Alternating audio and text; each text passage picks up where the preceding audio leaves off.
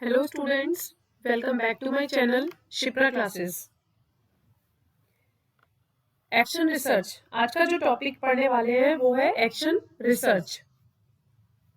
Action research जो है it is a type of research. जैसे कि हम पढ़ते हैं, अलग अलग टाइप के रिसर्च पढ़ते हैं, लेकिन एक्शन रिसर्च जो हम आज पढ़ने वाले हैं वो बहुत इंपॉर्टेंट रोल प्ले करता है रिसर्च में। ठीक है, इसका क्या मीनिंग होता है, कहाँ इसको अप्लाई किया जाता है, कैसे इसका यूज होता है, सब चीजें आज हम इस वीडियो के थ्रू जानेंगे। इसको हिंदी में हम बोलते हैं क्रियात्मक अनुसंधान। एक्शन रिसर्च को हम हिंदी में बोलते हैं क्रियात्मक अनुसंधान। ठीक है, तो ये जो टॉपिक है ये अभी जो आपका यूजीसी का एग्जाम होने वाला है उसके लिए, और जो आपका अभी रीट का एग्जाम होने वाला है सीडीपी के फर्स्ट पेपर और सेकंड पेपर, दोनों में ये टॉपिक पूछा जाता है। तो ये टॉपिक इसलिए रीट के स्टूडेंट्स के लिए और जो यूजीसी नेट में बैठने वाले हैं उन सभी स्टूडेंट्स के लिए बहुत इंपॉर्टेंट टॉपिक है। तो इसको ध्यान से समझेंगे और कोशिश करेंगे कि हमें ये टॉपिक अच्छे से समझ में आ जाए। तो देखिए, सबसे पहले हम जान लेते हैं what is the meaning of action research. Action research is research used by teachers, supervisors, and administrators to improve the quality of their decisions and actions. Action research को हम कहाँ यूज करते हैं और इन्हें कौन यूज करता है? सबसे पहले तो जो एक्शन रिसर्च यूज की जाती है वो टीचर्स के द्वारा यूज की जाती है, सुपरवाइजर्स के द्वारा यूज की जाती है, एडमिनिस्ट्रेटर्स के द्वारा यूज की जाती है। किस लिए यूज की जाती है? अपने डिसीजंस और अपने एक्शन को इम्प्रूव करने के लिए, उनकी क्वालिटी को इम्प्रूव करने के लिए। देखिए, इसमें लिखा इंग्लिश में है लेकिन मैं आपको एक्सप्लेनेशन हिंदी में ही दूंगी, इसलिए इंग्लिश और हिंदी दोनों तरीके के स्टूडेंट्स को, जिसे इंग्लिश में समझना है और हिंदी में समझना है, दोनों को ही ये कॉन्सेप्ट क्लियर हो जाएगा बहुत इजी तरीके से। और मैं ज्यादा डिटेल नहीं लेकर आई हूँ, बिल्कुल की पॉइंट्स पे हम बात करेंगे जिन की पॉइंट्स से रिलेटेड क्वेश्चंस एग्जाम में पूछे जाते हैं। तो एक्शन रिसर्च का मीनिंग, सबसे पहले क्रियात्मक अनुसंधान का मीनिंग ये होता है कि हम इसको एक, ये समझिए कि ये कोई लोकल प्रॉब्लम हमें सॉल्व करनी है, लाइक स्कूल बेस्ड कोई प्रॉब्लम है, स्कूल की कोई प्रॉब्लम है, हमें वो सॉल्व करनी है, तब हम एक्शन रिसर्च का यूज करते हैं। इस रिसर्च को यूज कौन करता है? टीचर्स यूज करते हैं, सुपरवाइजर्स यूज करते हैं, या एडमिनिस्ट्रेटर्स यूज करते हैं। ठीक है, अपने डिसीजन और एक्शंस की क्वालिटी को इम्प्रूव करने के लिए हम एक्शन रिसर्च का यूज करते हैं। इमीडिएट प्रॉब्लम का सॉल्यूशन चाहिए होता है तब भी हम एक्शन रिसर्च का यूज करते हैं।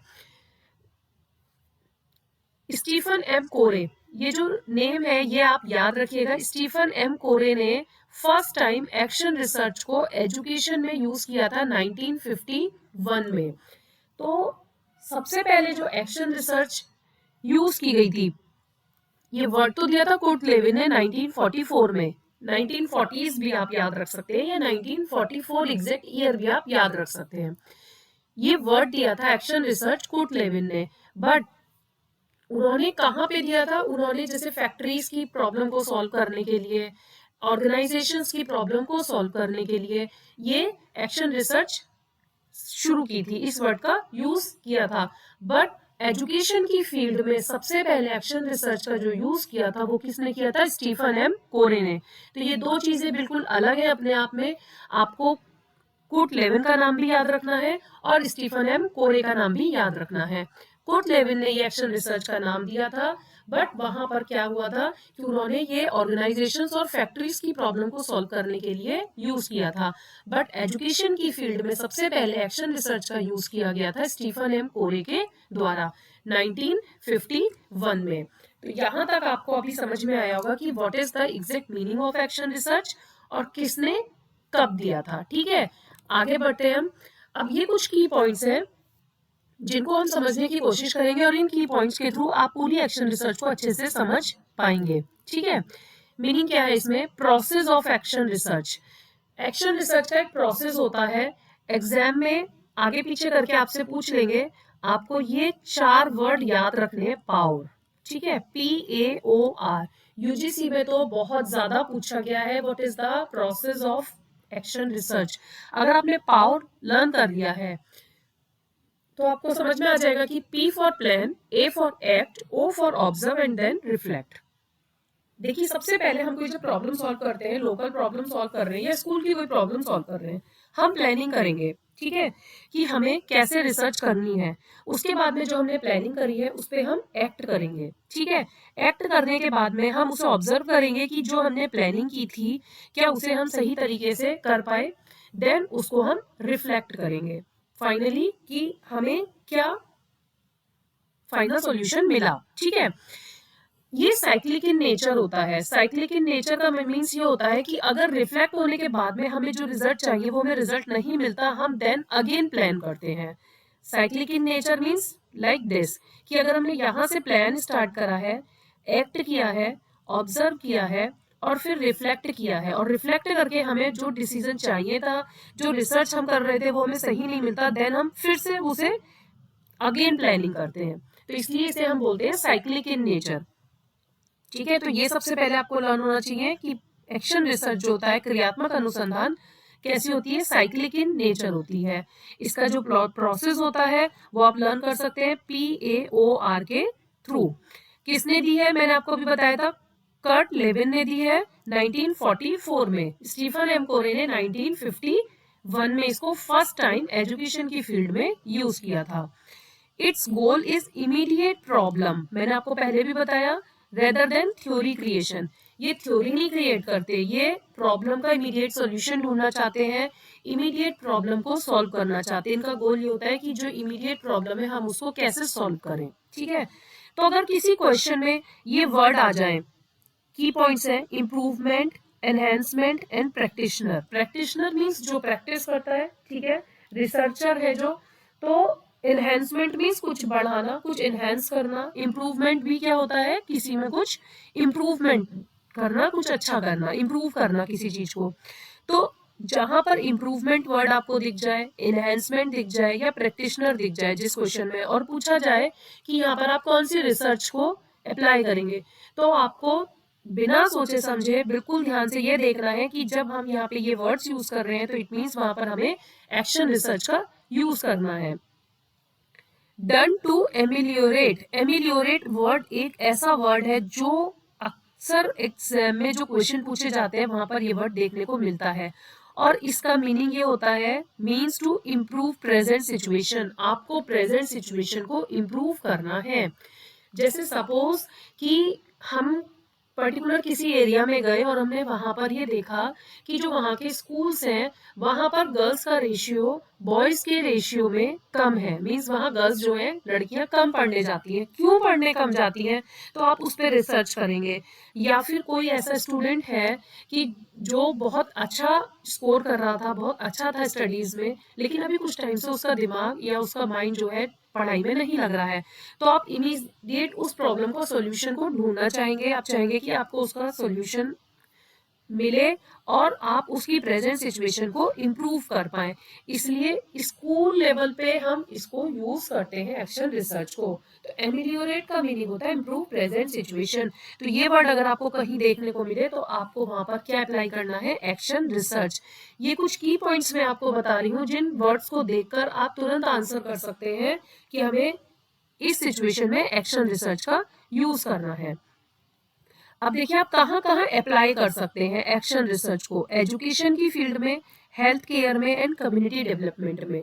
ये क्वेश्चन भी अक्सर एग्जाम में पूछा जाता है कि आप एप्लीकेशंस कहाँ कहाँ अप्लाई कर सकते हैं एक्शन रिसर्च को। तो उसकी एप्लीकेशंस कौन कौन सी होती हैं, एजुकेशन में कैसे कर सकते हैं, improving teaching practices and student learning outcomes. आप अपनी टीचिंग प्रैक्टिस को इम्प्रूव करके स्टूडेंट्स की लर्निंग के जो आउटकम्स आते हैं उनको इम्प्रूव कर सकते हैं। अगर आप जितना अच्छा पढ़ाएंगे उतना अच्छा रिजल्ट स्टूडेंट्स की लर्निंग पर पड़ेगा। हेल्थ केयर में कैसे यूज कर सकते हैं, enhancing patient care and health care services. आप हेल्थ केयर सर्विसेज अच्छी दीजिए, पेशेंट की जो केयर कर रहे हैं उसमें कुछ ऐसा इनहेंसमेंट कीजिए कि पेशेंट को लगे कि हाँ वहां पर आपके हॉस्पिटल में आपने उन्हें सर्विसेज जो प्रोवाइड करी हैं पेशेंट को, उनकी जो केयर की है उसमें कहीं ना कहीं इम्प्रूवमेंट उनको नजर आए। तो आपको क्या करना है, इन्हेंसमेंट करना है पेशेंट्स की केयर करने में और उनको हेल्थ केयर सर्विसेज प्रोवाइड करने में। तो कैसे आप इसको हेल्थ केयर सर्विसेज को एनहेंस कर सकते हैं, तो वहां भी हम एक्शन रिसर्च को अप्लाई करते हैं, क्योंकि हमें इमीडिएट प्रॉब्लम चाहिए पेशेंट की केयर करने के लिए।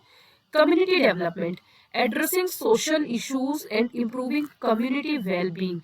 कम्युनिटी वेलबींग कैसे इम्प्रूव कर सकते हैं, सोशल इश्यूज को जानकर कि एग्जैक्ट कि सोसाइटी में क्या इश्यूज चल रहे हैं और उनको किस तरीके से इम्प्रूव किया जा सकता है। तो इस तरीके से आप कम्युनिटी डेवलपमेंट में भी एक्शन रिसर्च का यूज कर सकते हैं। एग्जाम्पल्स अगर हम समझें तो देखिए, एजुकेशन में क्या कर सकते हैं आप, teachers conducting action research to improve classroom management techniques। Classroom management techniques को इम्प्रूव करके टीचर्स एक्शन रिसर्च को कंडक्ट कर सकते हैं।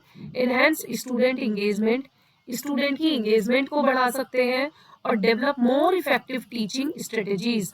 और जितनी ज्यादा टीचिंग स्ट्रेटेजीज आपकी इफेक्टिव होंगी उतना ज्यादा आप जो है स्टूडेंट इंगेजमेंट को भी इनहेंस कर सकते हैं। तो इन सब चीजों के लिए आपको क्या अप्लाई करना होगा, action research.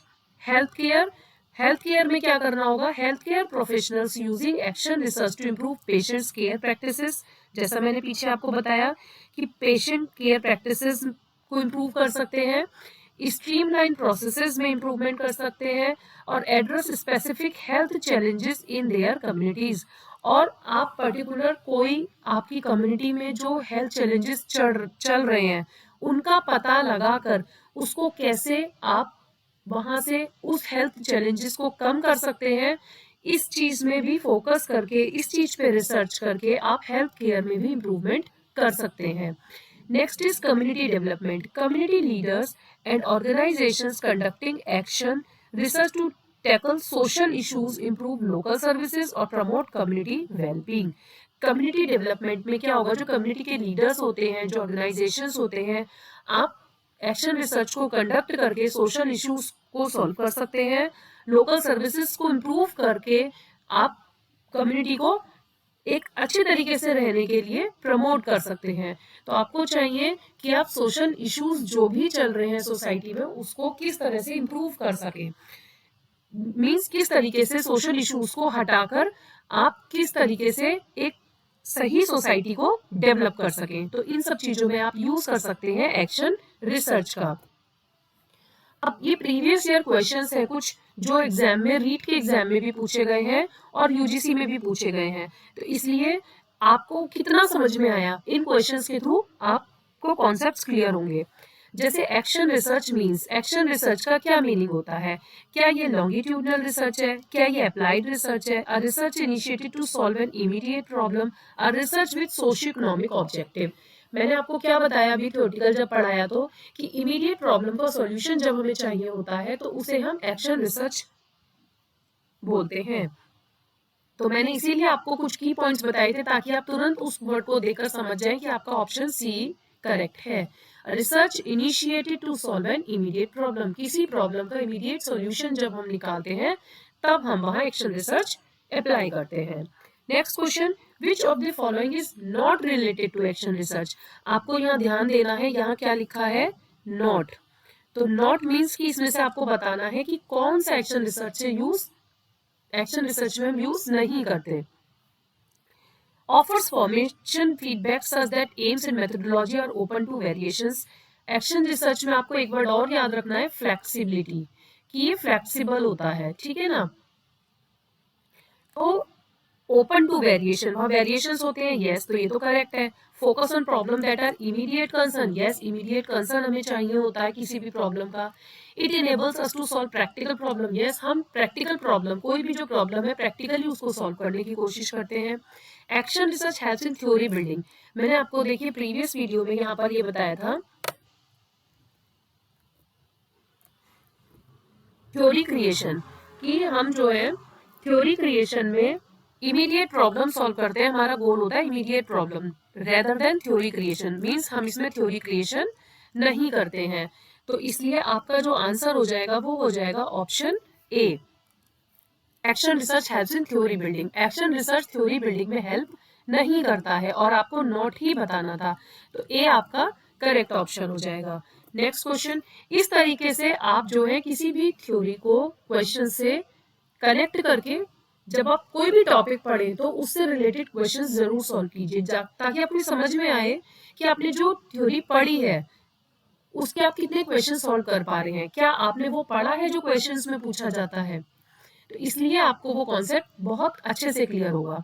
Which of the following makes research and action research? Construction of concepts, program implementation and final evaluation, generalization या रिजिडिटी?